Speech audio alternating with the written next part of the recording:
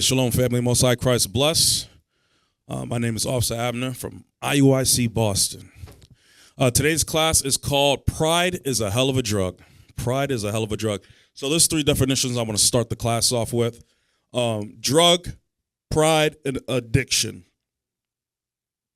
Right, so the main reason for this class is, pride is going to be a reoccurring theme in our walk. Right, we all struggle with pride because pride manifests itself in many ways, right? And we're going to go into the scriptures and see what is pride, get examples on it, and see what the Most High says about pride and how to avoid it. All right, so let's read the first definition. Pride, what is that? Read the first one.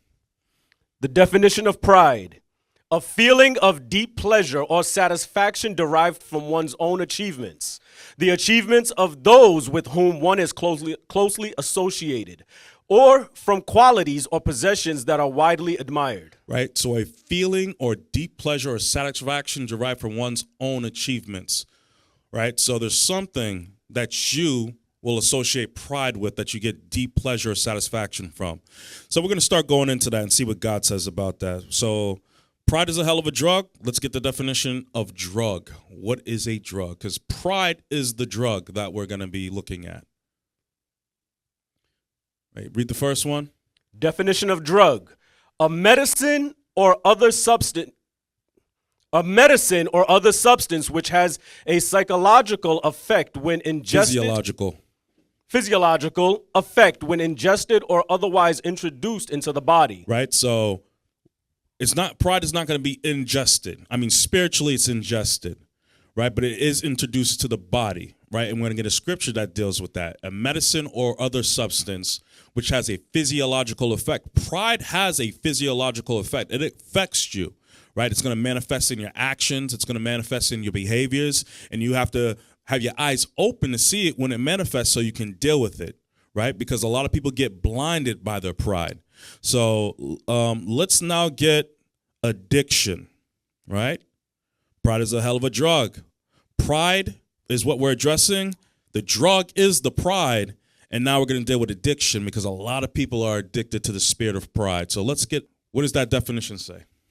The definition of addictive: of a substance or activity causing or likely to cause someone to become addicted, a highly addictive drug. Right, so let's read the synonyms. Habit forming, causing addiction, causing dependency, compelling, compulsive. Right, habit forming, dependency, right, compulsive. These are things that manifest inside you, and all of a sudden they compel you, they push you to do something when the spirit's in your body. Now, let's get Sirach chapter 10, verse 12 to start dealing with the class. Pride is a hell of a drug. Keep these definitions in mind going through this class, right? When we're addressing this topic, pride is the spirit we're dealing with, but it's also a drug because a lot of people love pride. A lot of our people, a lot of the other nations, right, love pride. Pride is actually one of the first sins that popped up besides idolatry, and we'll get that too. And it's addictive, right, because a lot of people don't want to move away from their prideful spirit. So read that, Sirach chapter 10, verse 12. The book of Sirach chapter 10 and verse 12. The beginning of pride is when one departeth from God. Right? Come on. And his heart is turned away from his maker. Right, so the beginning of pride is when one departs away from God, right? You depart away from God to do what? To do what you pleasure, to do what you desire to do, right? God tells you to do one thing, but you've decided in yourself, I'm going to do something else. That's pride. That's the manifestation of pride. I'm going to do the opposite. I'm going to do the contrary, right? Now read. For pride is the beginning of sin. And he that hath it shall pour out abomination. Right, so verse 12 was the definition of what pride is. Verse 13 now is the explanation of the definition, right? Giving you what happens. So pride is the beginning of sin, right? Pride is the beginning of sin. And read. And therefore the Lord brought upon them. No. Read verse 13 again. Verse 13. For pride is the beginning of sin, and he that hath it shall pour out abomination. And therefore the Lord brought upon them strange calamities and overthrew them utterly. So that's a guarantee. If you have a prideful spirit on you, right, that's the beginning of sin, and you're going to start pouring out abominations. And I'm going to see why. We're going to the spiritual identity behind the spirit. Why it is you'll start to do the things that you do. So let's get Psalms 14:1, because Sirach chapter 10, 12, and verse 12 and 13, right, is being said again in a different way in the book of Psalms. So read verse 1. The book of Psalms chapter 14 and verse 1. The fool hath said in his heart, there is no God. Right? So the pride is the beginning when one departs away from God. The fool has said in his heart, there is no God. It's the exact same thing, just being said a different way. Foolishness is pride. Foolishness is pride. Matter of fact, let's get that really quick. Let's get Proverbs 1. Hold this. Let's get Proverbs 1, right? And we're going to go to, hold on a second, verse 7. Right, just to deal with the fool really quick. The book of Proverbs chapter 1 in verse 7. The fear of the Lord is the beginning of knowledge, but fools despise wisdom and instruction. So the foolish person, right, despises wisdom and instruction. They've departed away from God, right? A wise man is going to incline unto wisdom, but the foolish man hates wisdom and instruction, right? So go back to Psalms 14:1, right? The prideful person is the foolish person as well. That's being described in this verse. So read. The book of Psalms chapter 14 and verse 1. The fool hath said in his heart, there is no God.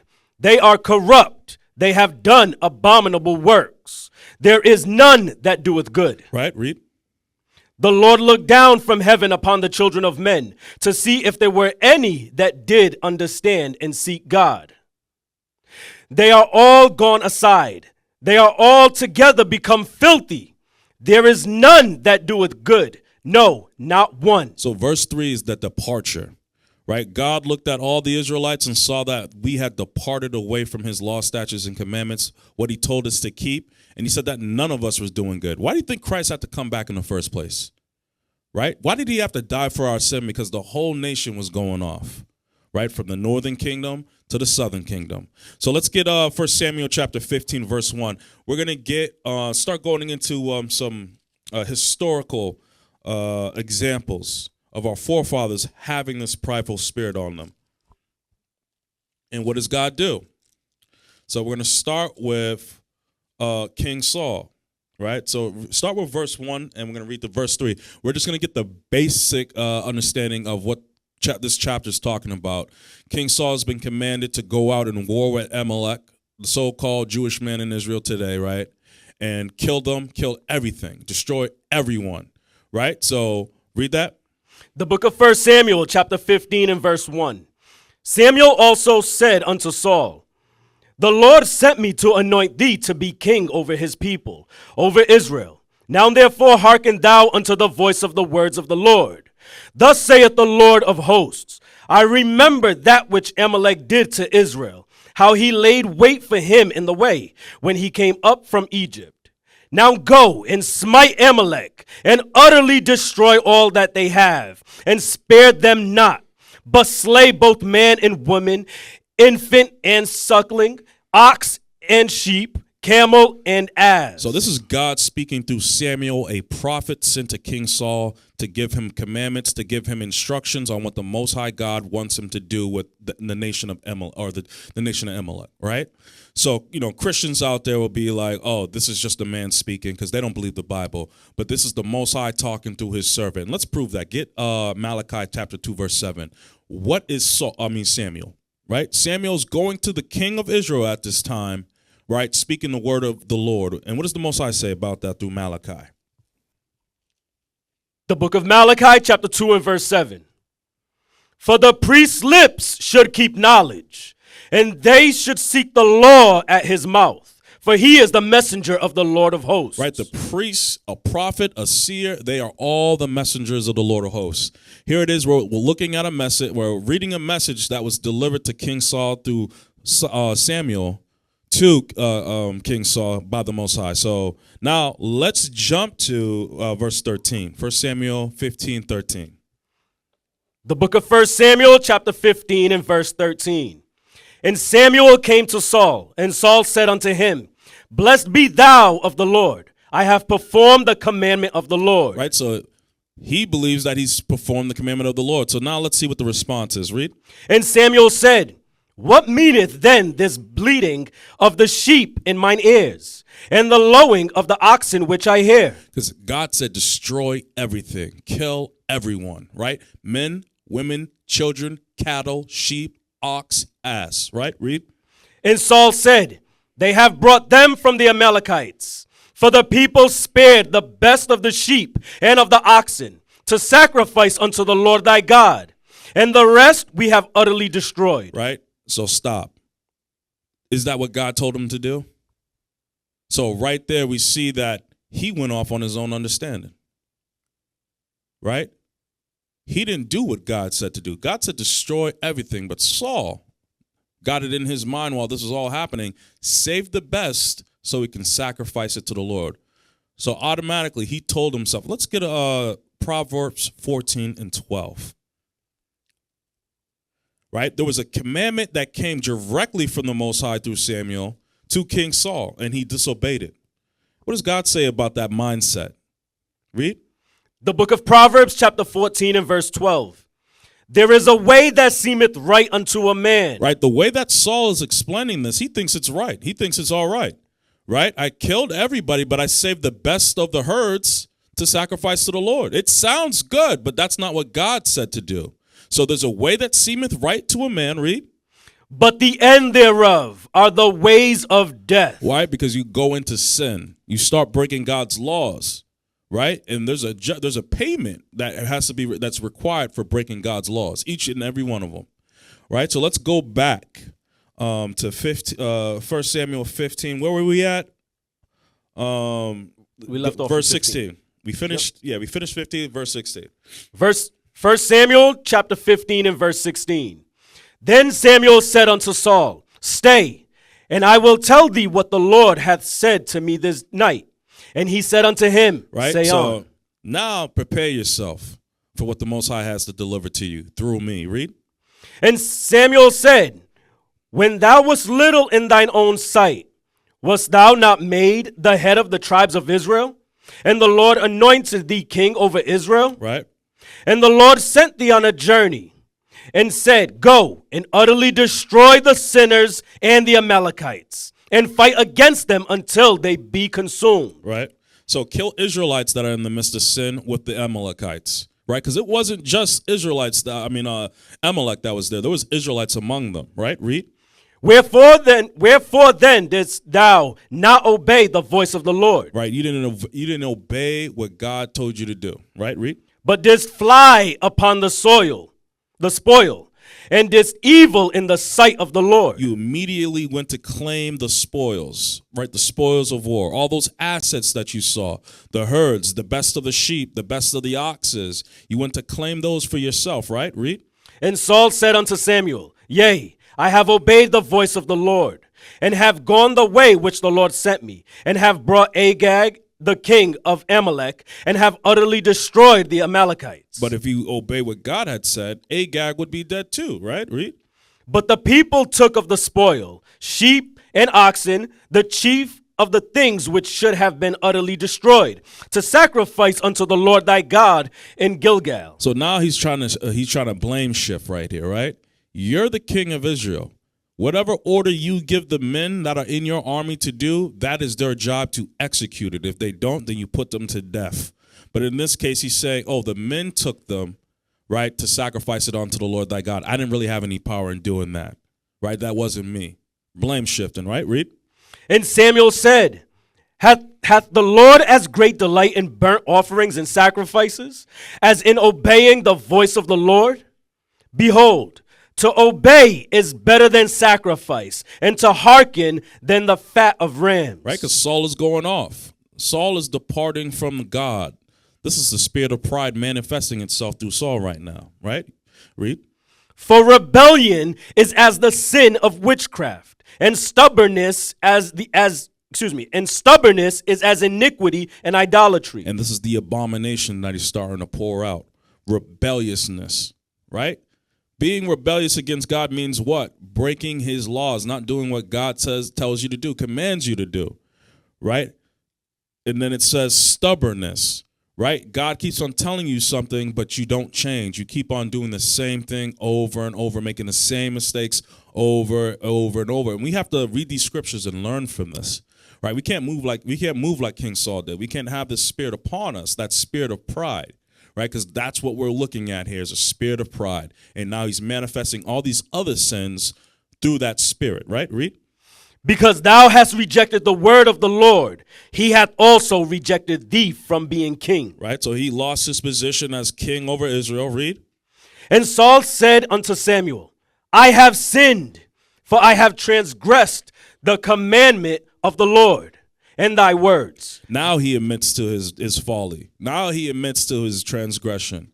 Now he's admitting after he lost his position. Right, read. Because I feared the people and obeyed their voice. Right, and now he's telling you one of the biggest issues he had. He feared the people more than he feared God. He feared the things of the world more than he feared God. So you having fear of the world, you have fearing of people that are in the world, right? The principalities, the powers, right? And that causes you to disobey God, you will lose your position in the kingdom. Right, because those things tell you to do what? Break God's laws. Right, you got to stand fast, regardless of what it is. Right, no fear. Fear the Lord. Don't fear man. Read. Now therefore I pray thee, pardon my sin, and turn again with me, that I may worship the Lord. Right, so now he's asking for mercy. And what does God say? And Samuel said unto Saul, I will not return with thee. For thou hast rejected the word of the Lord, and the Lord had rejected thee from being king over Israel. Right, and that was the final judgment from the Most High as dealing with King Saul, right? You have been rejected. Now, let's go back to Sirach chapter 10, verse 12, just to reiterate, go back what the Most High said. We got a historical example of the spirit of pride manifesting. God told him to do something. He got it in his mind to do something else. He did that. And then the Most High rejected him, right? Read. The book of Sirach, chapter 10 and verse 12. The beginning of pride is when one departeth from God. Right, so Saul was given a commandment to do by Samuel, when the Most High using him, right? He did not do it. Right, read. And his heart is turned away from his maker. Right, so King Saul was following after the people, right? He said it himself. I feared the people. He didn't fear God. He feared the people. Read. For pride is the beginning of sin, and he that hath it shall pour out abomination. And then he started breaking the law. He started lying. He started being deceitful, right? He started blame shifting as the king of Israel. Nope. Read. And therefore the Lord brought upon them strange calamities and overthrew them utterly. Right. The Lord hath cast down the thrones of proud princes. Right. And King set Saul up, was a proud prince. Right. He had a throne. Most High cast King Saul down. You are no longer king over Israel this day. Read. And set up the meek in their stead. And who was set up? King David was set up. Right. Read.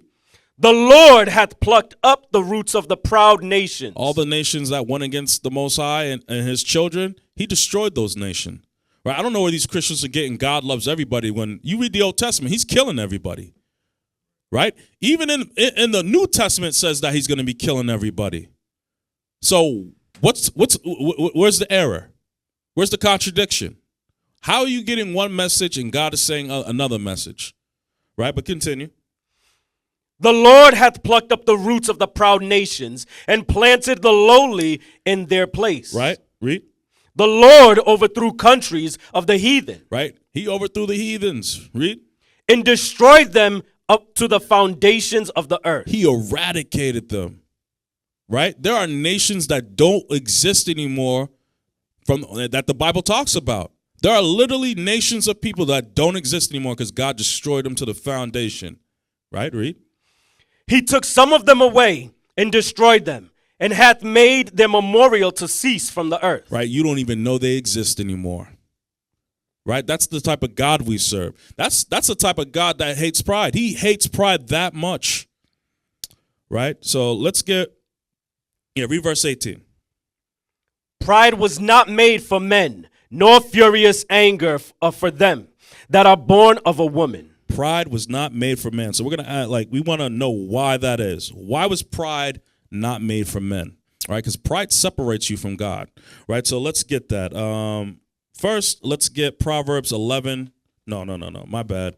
Proverbs 8:13. Let's get Proverbs 8:13. Pride separates you from the Most High God. The book of Proverbs, chapter 8 and verse 13. The fear of the Lord is to hate evil, pride and arrogance. Hold on. The fear of the Lord is to hate evil, right? And there's a colon there, right? So it's continuing. Now we're going to get a list of things, right? So what is the first one? Pride. Pride is the first one. God hates evil. Pride is the first thing he mentions, right? Because pride is the beginning when one departs away from God. Remember that. So pride, what else? And arrogancy. Arrogancy, right? Read. And the evil way. And the froward mouth do I hate. Right, so let's get the precept for arrogancy really quick. 1 Samuel 2 and 3. Right, so we know what the meaning of pride is, but then God says, I hate arrogancy. Right, and then he also says he hates the evil way. Right, you got that for me? Yes, sir. Let us read that. The book of 1 Samuel chapter 2 and verse 3. Talk no more so exceeding proudly. Right. Let not arrogancy come out of your mouth. Right. Arrogancy, right? You big talker, right? You writing checks with your mouth, right? Read. For the Lord is a God of knowledge, and by him actions are weighed. God is a Lord of knowledge. The knowledge is the laws. Actions are weighed. Right? You look at these Christian churches, the majority of them are in sin. Right? How do we weigh the actions of the Christians? By we going straight to the Bible. That's why they reject the Bible. Right? That's why they reject doing the laws. That's why they say, oh, the laws are sown in my heart. But that's not even scriptural. The Most High says that the hearts of men are deceitful and desperately wicked. Right? So where do you get the laws are sown in your heart? What scripture says that? Right? So here it is. You're just making up lies, Jewish fables. Right? God says, read that again. Talk no more so exceedingly proudly. Let not arrogancy come out of your mouth. For the Lord is a God of knowledge. Right. Come on. And by him actions are weighed. Actions are weighed by what? The Bible. Your actions speak louder than words. There's a reason why that's a worldly saying. Actions speak louder than words. You can talk all you want to, but then we really sit you down and we start dissecting our lives, start dissecting your life according to what the scriptures say, and it doesn't stand up to what God says, right? We're going to know that you're not a godly person because by him, actions are weighed. All right? Now, let's go to Genesis. We're going to jump to chapter 4, verse 2. See, get another biblical example, historical example as well, of the manifestation of the spirit of pride. Remember, the name of the class is called Pride is a Hell of a Drug, right? And we're going to see why. Come on. Genesis chapter 4 and verse 2. And she again bare his brother Abel, and Abel was a keeper of sheep, but Cain was a tiller of the ground. Right, so let's just stop right there, right? We're gonna read this. Remember, Abel has herds, Cain tills the ground. He's a farmer, right? Read. And in the process of time, it came to pass that Cain brought of the fruit of the ground an offering unto the Lord. Right, read. And Abel, he also brought of the firstling of his flock, and of the fat thereof. And the Lord had respect unto Abel and to his offering. Come on, read. But unto Cain and to his offering he had not respect. And Cain was very wroth, and his countenance fell. Why is that? Well, quick breakdown. That's the Levitical law, dealing with the law of sacrifice. Abel brought the firstlings of his flock and the fat thereof. When you read the Levitical law, it tells you how you do the sacrifices, and the fat is included. Cain brought salad. He brought the firstlings of corn, right, and potatoes and leeks, right? He could have easy enough, though, took in those crops and traded it with his brother to get some firstlings so he could have sacrificed it unto the Lord, right? He could have easily done that. They're brothers. So they could both not be in sin because the scriptures tells you not to be in sin, right? But Cain took it upon himself to say, I'm going to do something contrary to the laws that my father Adam taught me, right? Because Abel's doing something that his father taught him, But Cain decided to do something else, and the Most High is unhappy with it. Right? Read. And the Lord said unto Cain, why art thou wroth? And why is thy countenance fallen? Right? If thou doest well, shalt thou not be accepted? Right? So by him actions are weighed. God is a man of knowledge, and by him actions are weighed. If you do what's written, if you do what you've been taught, what you've been commanded to do, right, you'll be accepted. Right? Read. And if thou doest not well, sin lieth at the door. Right? And unto thee shall be his desire, and thou shalt rule over him. Right? And thou shalt rule over him. Let's get 1 John chapter 3, verse 11. Right? It says, if you do well, you shall be accepted. If you do not well, to him will be your desire, and sin lies at the door. So we're going to deal with that part right there. What is going on? What is the Most High stating to Cain? Right? Because that's heavy right there. Christians ain't breaking this down. Let's go. You got it? The book of 1 John chapter 3 and verse 11. All right. For this is the message that ye heard from the beginning, that we should love one another. Not as Cain, who was of that wicked one, and slew his brother. Right? So don't get confused when it says, unto him shall be his desire. Cain was of that wicked, right? That desire that it's talking about is Satan, right? So Cain was of that wicked one. Read. And wherefore... Read verse 12 from the top. Not as Cain, who was of that wicked one and slew his brother. Right? So he was of the devil, right? And then he continued thereon, and he killed his brother eventually, right? Just like God told him. But if you do not well, right, to him will be your desire, and sin lies at the door. Thou shalt not kill, right? Read. And wherefore slew he him? Because his own works were evil. And now it's letting you know that Cain was evil, right? It wasn't just him murdering his brother. There's more than that, right? He broke the law. He broke the sacrificial law. He was supposed to bring firstlings, not the firstlings of his crops, the firstlings of the herds, right? Read. And his brothers righteous. Right. Now, let's go back to Genesis chapter 4, verse 7. Right? We get a better understanding of what the Most High is saying to Cain. The book of Genesis, chapter 4 and verse 7. If thou doest well, shalt thou not be accepted? If you keep the commandments, aren't you going to be accepted? Right? Read. And if thou doest not well, sin lieth at the door. Because what is sin? Let's get sin. If you do not well, sin lies at the door. We know that Cain was evil, right? He slew his brother. There was a whole other host of issues he also did. But sin lies at the door. What is sin? Got that? Read it. The book of 1 John chapter 3 and verse 4. Whosoever committeth sin transgresseth also the law. For sin is the transgression of the law. Right. Right. So here it is. If sin lies at the door, this is being stated during the book of Genesis. That means that the law was in effect at this time too as well. Right. It's still in effect today, but it was in effect during Cain and Abel. So God was going to let them know, no, if you continue to break God's laws, you're going to break even more. Right. So let's go to 4 and 8. Genesis chapter 4, verse 8. Was after God told Cain this. Did he decide to repent, get out of that prideful spirit, or did he stay in his own mind, right? Continue to take his own counsel, right, and go against what God was telling him to do, right? Read. Genesis chapter 4 and verse 8. And Cain talked with Abel his brother, and it came to pass, when they were in the field, that Cain rose up against Abel his brother and slew him. Right? So, and it came to pass. So we read this, right? This is a whole passage of time right here. There was a lot of time that happened before Cain finally killed Abel, right? So what do you think was happening in that time?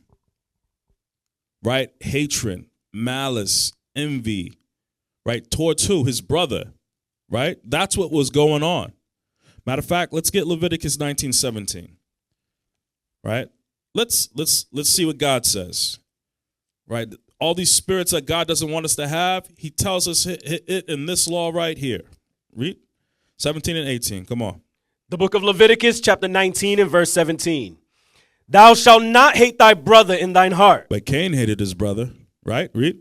Thou shalt in any wise rebuke thy neighbor and not suffer sin upon him. So, Most High God rebuked Cain, right? Because he didn't want him to continue in sin. And then he also told him what's going to happen if he doesn't, if he stays on that path, right? Read. Thou shalt not avenge, nor bear any grudge against the children of thy people. Cain bared a grudge. That's why he killed Abel, right?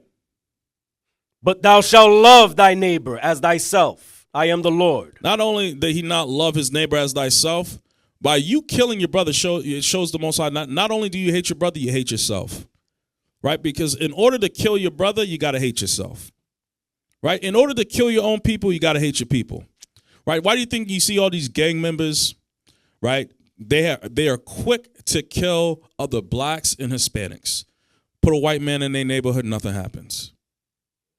Put a Chinese man in their neighborhood, nothing happens. Put an East Indian man in their neighborhood, nothing happens. Right? It's because they hate one another. Right? They hate each other in their hearts. That's why it's so easy for them to kill each other like Cain. Right? So right now, right, that spirit of pride is on them. They've all departed away from the ways of God. And what we see happening in our communities is because they've departed away from God. So now they just pour out abomination, all matter of sin, right? That spirit of pride is the beginning of that, right? That's where it starts. So let's continue.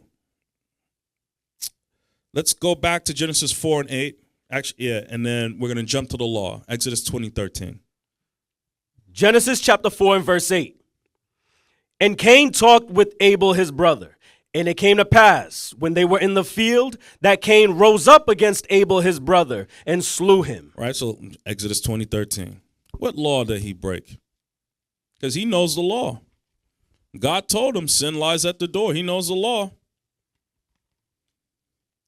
The book of Exodus chapter 20 and verse 13. Thou shalt not kill. So he killed.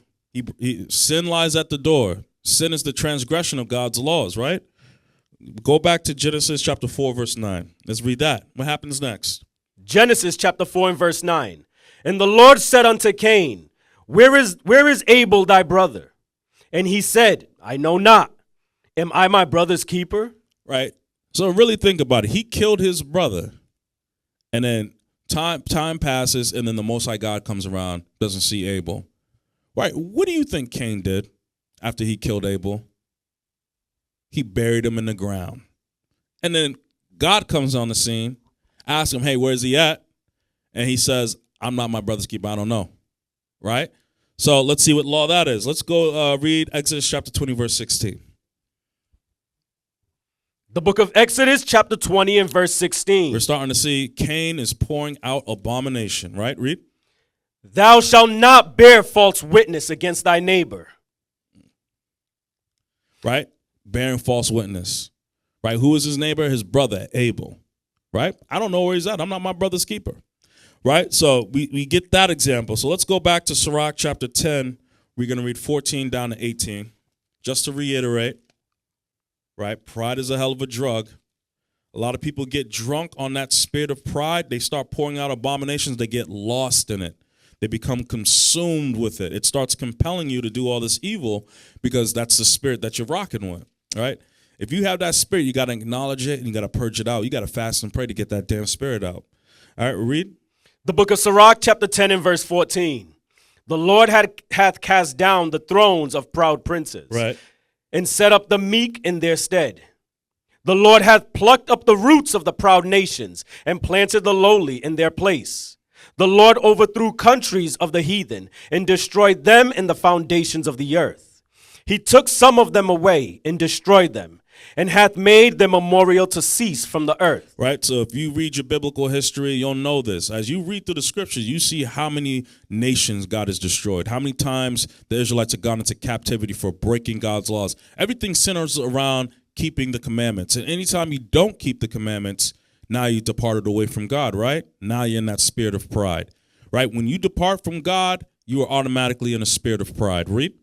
Pride was not made for men. Because pride separates you from the Most High God. Pride gets you to depart away from the Lord, right? Read. Nor furious anger for them that are born of a woman. Right. Verse 19. They that fear the Lord are a sure seed. Right. And they that love him an honorable plant. That they regard not the law are a dishonorable seed. They that transgress the commandments are a deceivable seed. And this is reiterated all throughout the Bible. Keep the commandments. Keep the commandments. Those who love the commandments, they're honorable. Those who hate the commandments, God considers them dishonorable. So what are these churches saying that you don't have to keep the law? Right? Why are these churches saying these things? And the law is a physical thing that must be kept. Right? But, it's in my heart. What does that mean? It's in my heart. I don't know what that means. Right? Is that metaphysical? Like is that sign language? It's in my heart, right? Because the majority of these churchgoers are breaking God's laws. I can see that. Literally, open up the book and see where they're breaking the Lord's laws. But you go into these churches and they tell you, nah, Jedi mind trick. That's not what's happening. They're all one in Jesus. Everybody's covered in the blood of the Lord. Bunch of nonsense. Don't roll in that spirit and this truth, right? Christianity, these Christians are blind. They can't see a damn thing, right? But the Most High has brought us into this truth to open our eyes so we can see these things and work on them. For what purpose? To get into the kingdom, right? To be an honorable plant like the scripture says. Let's go to Deuteronomy 17, verse 19, because it says the fear of the Lord is what's going to make you an honorable plant, right? Pride is what's going to make you dishonorable. Because remember, before verse 19, we were talking about pride. The definition, the actions, what happens, what does the Most High do to people who wrote in that spirit, right? So you got that? Let's go. The book of Deuteronomy, chapter 17 and verse 19. And it shall be with him, and he shall read therein all the days of his life. It is the Bible, right? That's what it's talking about. And it shall be with him, read. All the days of his life, that he may learn to fear the Lord his God. You just don't walk into the church and get baptized one day after smoking crack for 16 years and got the fear of the Lord on you. It's something that must be learned, right? You have to learn the fear of the Lord by what? Reading the Bible every day, 4 chapters a day. Study, read, apply, right? Read. To keep all the words of this law. That's the application. To keep. Apply, right? Keep all the words of this law and these statutes to do them. To keep all the words of this law and these statutes to do them. So where do you get the laws are in my heart if God tells you to actually physically do the laws, right? Read. Come on, verse 20. Verse 20. That his heart be not lifted up above his brethren. What's another way of saying your heart? What is another way of a man's heart being lifted up? What's another word for that? Pride. Pride. So you don't depart away from God. That's what it's talking about. You have to read the book all the days of your life to learn the fear of the Lord so you don't depart from God. Right? Read.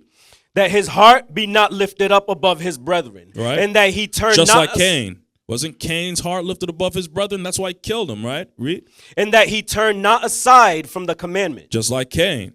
Right? Just like King Saul and many other of our brothers and sisters in this truth, when we read these scriptures, right? We'll see that a lot of them turned away from God. They were high-minded, right? They thought they knew more than the Most High. Read. To the right hand or to the left. Right. To the end that he may prolong his days in his kingdom. Right. He and his children in the midst of Israel. All right, so let's get Proverbs 8:13. Go back to pride, right? Pride is the biggest thing our people have to deal with. It's one of the number one issues we have to deal with because pride is preventing a lot of our people from getting the kingdom, right? You are in your own mind. You're going off of your own understanding. You're refusing to apply the laws. That going to the left hand and to the right hand is you picking and choosing. You cherry picking the scriptures, choosing what laws you're going to keep, what laws you're not going to keep, and then deceiving yourself into thinking, oh, I'm keeping the commandments. Right? God says he knows what's in our hearts, right? The only one that's being deceived is yourself. So it's time to acknowledge. It's time to start working on yourself, right? That's what this is all about, right? Let's go. Read. The book of Proverbs, chapter 8 and verse 13. The fear of the Lord is to hate evil, right? Pride and arrogancy and the evil way and the froward mouth do I hate. Right? Read. Counsel is mine and sound wisdom. I am understanding. I have strength. Right? That's why pride departs from God. So you depart away from his counsel. You could depart away from God's wisdom. You depart away from God's understanding. So whose understanding are you rolling in? Well, it lets you know it with Cain, right? He was of that wicked one. You start whirling in the devil's understanding. You going off of your own mind is you allowing Satan to enter in and control what you do, right? Your desires now belong to Satan, right? That's why there's safety with the Most High. Put away the pride, right? Come back to the Most High God, right? Read. By me kings reign, and princes decree justice. Right, come on. By me princes rule, and nobles, even all the judges of the earth. See, we're getting this compare and contrast. When we read about pride, it shows you all the ways that Most High destroyed the princes and the other nations for having a prideful spirit. Now the Most High is showing us what happens when we hate pride and we want to be with the Most High. We want to keep his commandments, right? The Most High says kings reign and princes decree justice, right? Read verse 16. By me princes rule, and nobles, even all the judges of the earth. I love them that love me, and those that seek me early shall find me. Right, so those that are seeking after the Lord, the Most High is going to be with them, right? Pride, Most High will destroy you, right? You putting away pride, evil, and arrogancy, the Most High will set you up. He will build you up, prepare you for rulership, prepare you for that kingdom that's everlasting. But pride will prevent you from inheriting that. Right? So we have to be truthful ourselves so we can deal with these things. Let's get Wisdom of Solomon chapter 1 verse 1. Wisdom of Solomon 1 verse 1. The book of Wisdom of Solomon, chapter 1 and verse 1. Love righteousness, ye that be judges of the earth. Think of the Lord with a good heart, and in simplicity of heart seek him. Right, read. For he will be found of them that tempt him not. Tempting the Lord is breaking the laws, going into sin. Pride is the beginning of that. Remember that. Read. And showeth himself unto such as do not distrust him. Right, read. For froward thoughts separate from God. Pride. Pride. Right, read. And his power, when it is tried, reproveth the unwise. For into a malicious soul wisdom shall not enter, nor dwell in the body that is subject unto sin. Right? Pride is what makes the body subject unto sin. Pride is what makes your body malicious, right? Because the pride is the departing from God, right? So all these evil spirits enter in. The Most High can't rock with you. He can't build you up, right? There's going to be no growth. Right? Whatever has been built is going to decay away. It's going to pine away, right? Because you have that prideful spirit on you, right? Read. For the Holy Spirit of discipline will flee deceit and remove from thoughts that are without understanding. Right? Because pride is departed away from God. Your thoughts, what are your thoughts focused on? Let's get Mark 7:21-23, right? Now that God is removed from your thought, pride is removed God from your thoughts. What's in your mind? The book of Mark, chapter 7, and verse 21. Yep. For from within, out of the heart of men, proceed evil thoughts, adulteries, fornications, murders, thefts, covetousness, wickedness, deceit, lasciviousness, an evil eye, blasphemy, pride, foolishness. All these evil things come from within and defile the man. So it starts where, verse 20? Sorry about that. Verse 21. Read that again. Mark chapter 7 and verse 21. For from within, out of the heart of men. So out of the heart of men, remember, God hates the evil way. He hates pride, arrogancy, and the evil way, right? So out of the hearts of men, what do we get? Proceed evil thoughts. Right? So that's that. Right? 1, 2, 3. Yeah, that's that pride right there. Continue. Adulteries. So adulteries. Fornications. Right. Murders. Thefts. Covetousness. Wickedness. Deceit. Lasciviousness. An evil eye. Blasphemy. Pride. Foolishness. All these evil things come from within and defile the man. All right. These are the abominations that the scripture is talking about in pride. Verse 13. These are the abominations that are starting to be poured out. Are we seeing this in the Christian church? Are we seeing this in the Black and Hispanic communities? Are all these spirits manifest? Right? If all these things are manifest, that means that our people have departed from God. But Christianity, everybody's making it into the kingdom. Everybody's making it into the kingdom, I guess, right? Oh, jeez. All right, let's go to Tobit chapter 4, verse 13. Right? That's what those are the abominations being poured out. Now, we're going to go to our forefather Tobit and see another aspect of pride. You got it? The book of Tobit, chapter 4 and verse 13. All right.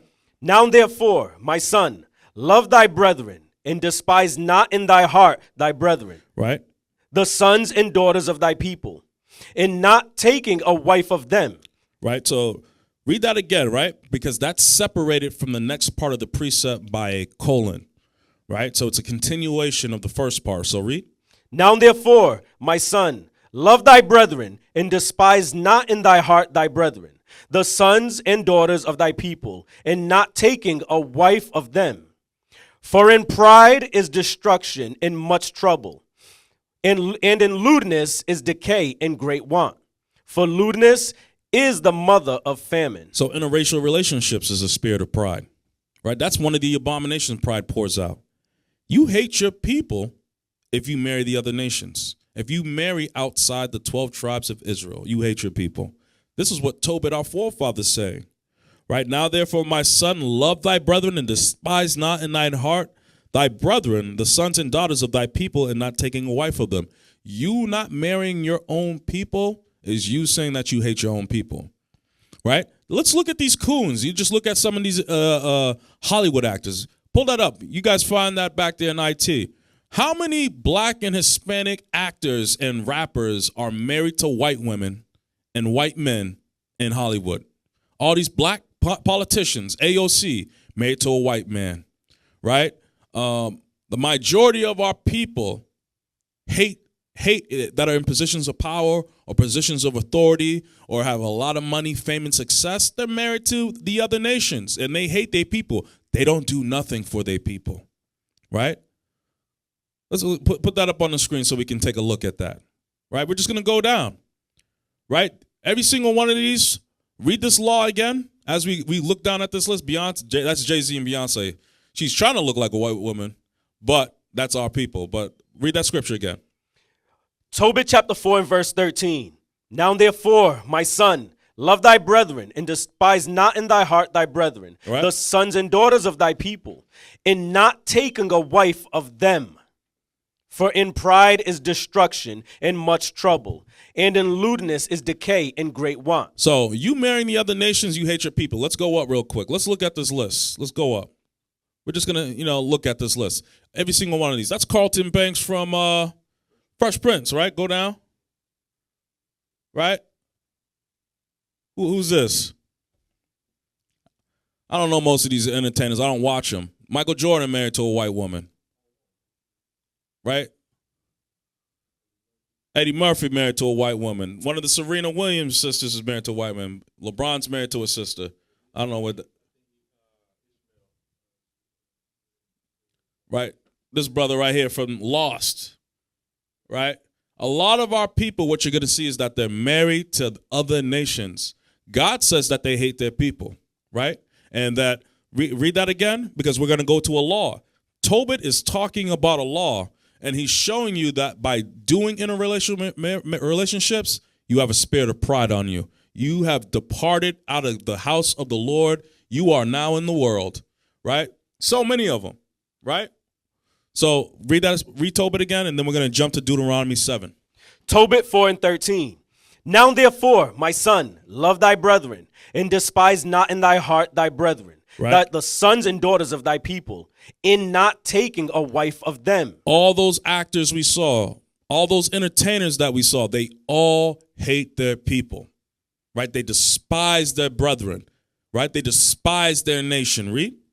For in pride is destruction and much trouble, and in lewdness is decay and great It's want. lewdness. It's perverse to want to marry the other nations, believe it or not. Read. For lewdness is the mother of famine. Right? So now let's jump to Deuteronomy chapter 7. Let's get the law on that. Right? Because God gave us a commandment. And if you depart away from the Most High, you now have the spirit of pride on you. And did a lot of our brothers and sisters have this spirit on them? Yes, they did. Let's read. You got it?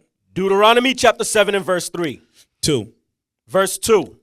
And when the Lord thy God shall deliver them before thee, The other nations, right? That's what it's talking about. Read. thou shalt smite them and utterly destroy them. Where's the equality at with the scriptures? God is telling us to kill the other nations.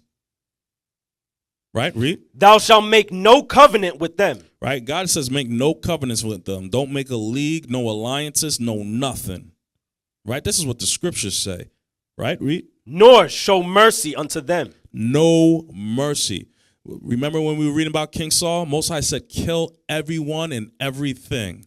No mercy. Read. Neither shalt thou make marriages with them. Right? No marriages with them. Right? There's a reason why God says that. He's going to give us the law. Right? Read. Thy daughter thou shalt not give unto his son. Right? Nor his daughter shalt thou give unto thy son. For they will turn away thy son from following me. You're going to start breaking the laws. You start having your children marry the other nations, they're going to start breaking God's laws. All right, read. That they may serve other gods. Right? Idolatry. Thou shalt have no other gods before me. Right? Read. So will the anger of the Lord be kindled against you and destroy thee suddenly. Right? You bring the wrath of God on your people by marrying the other nations.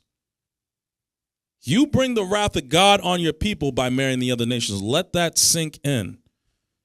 Right? How many of our people have been destroyed with these marriages to these other nations? A lot. A lot. Let's go to 1 John chapter 3, 14.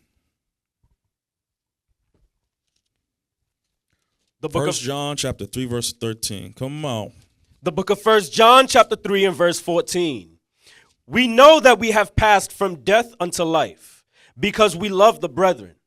He that loveth not his brother abideth in death. Every single one of those brothers and sisters that you saw married to the other nations, they abide in death. They're at a league with death, right? Because the wages of sin is death, right? Them being in those relationships, they're in the midst of sin, right? They are in league with death, waiting for it to happen. Read. Whosoever hateth his brother is a murderer. Right? And ye know that no murderer hath eternal life abiding in him. Guess what? In a relationship or interracial relationships, that's murder. Right? You're a murderer. You hate your people. You're a murderer. That's what God says. Right? God is letting you know. Every single one of those brothers and sisters that are married to the people from other nations, those are murderers because they hate their own people. Read. Hereby perceive we the love of God, because he laid down his life for us, and we ought to lay down our lives for the brethren. Right? Set aside that spirit of pride. Let's jump to Wisdom of Solomon 5 and 8.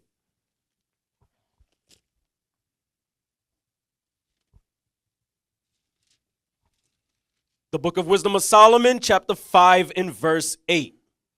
What hath pride profited us? Right? So, does pride profit us anything? No, because when we read every instance of pride in the scriptures, right, the reaction to us going into a prideful state is the Most High destroying us. Is the Most High bringing us down to a lower state. Is the Most High taking the kingdom away from us. Is the Most High not allowing us to enter into the kingdom of heaven. Right? So there is no profit in that spirit of pride. Read. Or what good hath riches with our vaunting brought us? Right? And now let's talk about the rich man. Right? Some of the most prideful people on the planet are the rich. But what are the rich's profit? Let's find out. 1 Timothy 6, verse 9. Right? Pride and riches. Let's read about this real quick. Can money save you? The black bourgeoisie thinks that. All these Israelites that are in the world that want to believe that financial success is what's going to get them out of the state that they're in, right? Well, it hasn't, right? That saying they've been saying that since the early 1900s, right? Money and success. They were saying that with Frederick Douglass, W.E. Du Bois, Marcus Garvey. We build up our communities. We get riches. We get wealth. We'll be saved. It still hasn't happened, but you're still saying the same thing like a broken record, right? White Jesus saves. Still saying the Christian church is still saying the same thing as a broken record. Still hasn't learned that that's not what's going to save you, right? But what happens to the rich man, right, who thinks riches is going to save him, right? Because riches are equivalent to pride, right? Read. 1 Timothy chapter 6 and verse 9. But they that will be rich fall into temptation and a snare, and into many foolish and hurtful lusts, which drown men in destruction and perdition. Right, that's almost like with pride. When you have pride on you, you depart from God and start pouring out abomination. You start entering into many sins. Right, the same thing with these people who want to be rich. Right, it says that they pierced themselves through with many hurtful lusts and sins. Right, read that again. But they that will be rich fall into temptation and a snare. Right. And into many foolish and hurtful lusts, which drown men in destruction and perdition. There's nothing wrong with being rich, but when your mindset is only on obtaining wealth, it's only on that, and you deny God, you enter into sin, right? Read. For the love of money is the root of all evil, which while some coveted after, they have erred from the faith, and pierced themselves through with many sorrows. How many of these rich people get caught up in homosexual acts now? Right, we're reading about this with Hollywood. All these people are getting named. Right, how many of them are whoremongers? Right, how many of them are breaking up marriages, having sleeping with married men and married women?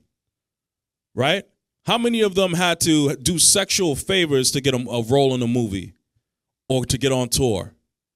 Right? How many of them have messed with children and little boys and girls? Right? They've pierced themselves through with many hurtful lusts for what? The love of money. Right? Let's jump to Matthew 6:24. We're getting there. We're almost done. The book of Matthew chapter 6 and verse 24. No man can serve two masters, for either he will hate the one and love the other, or else he will hold to the one and despise the other. Right? So you can't serve God and also have the love of money on you. Right? The Most High says that's not going to happen. Right? So you have to be mindful, right? So you have to pick who your master is. Right? Are you going to love money, the chase of wealth and all that, or are you going to follow what the Most High says? So let's read above that, right? Why can't you serve two masters? Start with verse 22. Most High is going to give us a compare and contrast. Matthew chapter 6 and verse 22. The light of the body is the eye. If therefore thine eye be single, thy whole body shall be full of light. But if thine eye be evil, the whole body shall be full of darkness. Right. If therefore the light that is in thee be darkness, how great is that darkness? Right. So just an example, right? You go into a room, right, that has a light in the middle of it. When you turn it off, complete dark. When you turn the light on, absolute light. There's no darkness there. Right? It's like oil and water. There's separation. Right? So you can't be doing good and evil at the same time. It doesn't work. Right? So if there's evil amongst all the good things that you're doing, the Most High just considers you evil. Right? And if there's nothing but good, then it's good. Right? It's either you're pure or you're impure. There is no in between. There's no lukewarm. It's only hot and cold when it comes to the Most High. Right? So you can't serve mammon and the Most High at the same time. That's not how it works. You're going to have to choose, right? Choose you this day, like our forefathers said. Let's get Proverbs 4:19. So it said darkness, right? What is that darkness? The book of Proverbs chapter 4 and verse 19. The way of the wicked is as darkness. Right, so that's that compare and contrast. Even it's talking about money. Mammon stands for money, but it's really talking about sin. The way of the wicked is as darkness. Right? Read. They know not at what they stumble. Right? That's why these rich people pierce themselves through with many hurtful lusts. Right? That's why these prideful people pour out sin. They're in the midst of darkness, and a lot of them don't even know it. They can't see it. But for you that are in this truth, with this Bible and your eyes have been open, you should be able to see it. You should be able to examine yourself and be able to point out those flaws and fix those things that need to be fixed. Let's jump to 6:23, Proverbs 6, verse 23. So let's get the light. The book of Proverbs, chapter 6 and verse 23. For the commandment is a lamp, Right?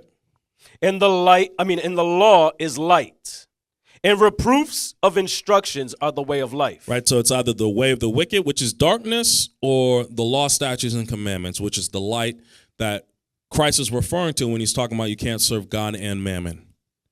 Right? It's either you're going to do what God says to do, which is keep the commandments, or you're going to be just like the wicked in the world who are in darkness and they don't even know why they're doing the things that they're doing. They're just off. Right? Let's go to John chapter 3, verse 18. Right? Another analogy of the light and the darkness. The book of John, chapter 3 and verse 18. He that believeth on him is not condemned, but he that believeth not is condemned already, because he hath not believed in the name of the only begotten Son of God. And for some reason in the church of Christianity, white Jesus, they think believe literally is just in my head, I have to just sit here and believe that God exists. Right? Let's see what James said really quick. Let's get James chapter 2, verse 19. Just so we can tear down that stupid ideology. Right? Believing in Jesus literally means I just have to acknowledge that he exists in my brain and I believe.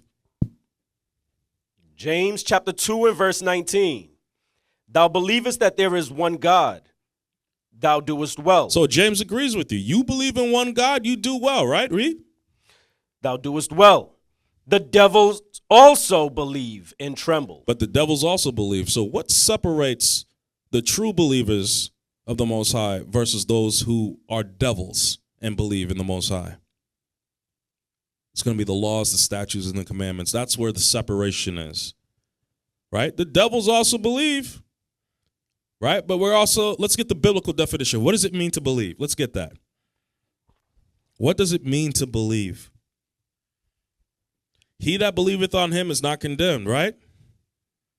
What type of belief is it that separates the godly man from the devils that believe in the Most High? Read that. The book of Sirach, chapter 32 and verse 24. Right. He that believeth in the Lord taketh heed to the commandment. Take heed to the commandments. He that believeth in the Lord takes heed to the commandments. You're going to do them. Read. And he that trusteth in him shall fear never the worst. So that's what separates the devils from the true believers. The true believers are going to be keeping the commandments. The devils just acknowledge that God exists and that's it, but they don't do what the Bible says. These Christians don't do what the Bible says. These apologetics don't do what the Bible says, right? Let's go to Psalms 37, verse 20. Actually, you know what? Let's finish John 3:18 down to 21, and then we'll jump to Psalms 37, verse 20. John 3 and verse 18. He that believeth on him is not condemned. Right. But he that believeth not is condemned already, because he hath not believed in the name of the only begotten Son of God. Right. So he that keepeth the laws is not condemned. But he that doesn't keep the laws is condemned already. Why? Because you're breaking the laws. You're in the midst of sin. The wages of sin is death. Right? Because he hath not believed. He has not kept the commandments and the faith of Jesus Christ in the name of the only begotten Son. Let's get that really quick. Revelations 14:12. Right? Just a really quick summarizing of what's being said in John. The book of Revelation, chapter 14 and verse 12. Here is the patience of the saints. Here are they that keep the commandments of God and the faith of Jesus. Sums up John chapter 3, verse 18. Right? You have to have the faith in Christ and keep the commandments. Right? Verse 19. John chapter 3 and verse 19. And this is the condemnation, that light is come into the world, and men love darkness rather than light, because their deeds were evil. What happened when Christ stepped on the scene? He started teaching the keeping of God's commandments. Right? The Pharisees were just teaching traditions of men. But Christ was teaching people how to actually love their neighbor as themselves, how to apply these laws in the community. Thou shalt not kill, thou shalt not steal, right? He was teaching them how to be just civil with one another with the civil laws, right? The sacrificial laws were just a burden to the people because it wasn't teaching them to be good people, right? Christ had to come down here. It's like, you have to be civil with one another. And in order for that to happen, the one main spirit you have to get rid of is pride, because pride was what was separating our people from God, right? Because guess what? When you're a prideful person, most people follow after themselves, right? So if you follow after yourself and not God, what does that make you? It makes you an idolater, because you've put yourself above the Most High, right? Doesn't God say not to have another God before him? But in a prideful state, you are the God that's above the Most High. You know more than God. You know more. You have more wisdom than the law, statutes, and commandments because of that prideful spirit. So you're going to do whatever the hell you want to do, right? Christ came into the world and shut all that down, right? Verse 19 again. And this is the condemnation, that light is come into the world. So the laws, the statutes, and commandments were brought back to the people. Read. And men loved darkness rather than light. They loved sin more than keeping the laws that God had given us, right? Read. Because their deeds were evil. Because they were evil. That's the main reason. They were evil. Read. For everyone that doeth evil hateth the light, neither cometh to the light, lest his deeds should be reproved. But he that doeth truth cometh to the light, that his deeds may be made manifest, that they are wrought in God. Right. So now let's get Psalms 37 and 20. And this is where we're going to end it. Right. What is going to be the judgment for those who want to continue to break God's laws? Right. I would suggest for all of you, just read this chapter on your own, Psalms 37. But I wanted this specific verse dealing with the wicked. Right. We know what the judgment for the righteous is going to be. What's going to happen to the wicked?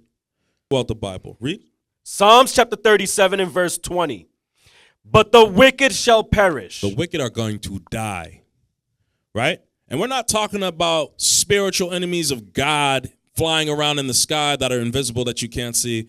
We're talking about people on this earth breaking God's laws right here, right now, today, tomorrow, in the future, until Christ returns. All those people who are breaking the laws are going to die, right? Read. But the wicked shall perish, and the enemies of the Lord shall be fat of lambs, shall consume, and to smoke they shall consume away. How they consume away? Through fire. Thermonuclear coming here to battle and all around the world, consume away enemies of the Lord, right? So it's stop playing, get that prideful spirit, right, and get yourself right, in yourselves. I say shalom. Bless, family.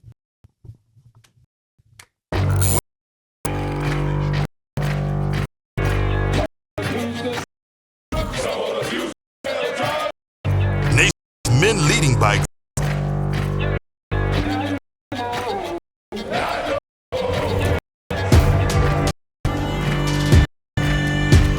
his family.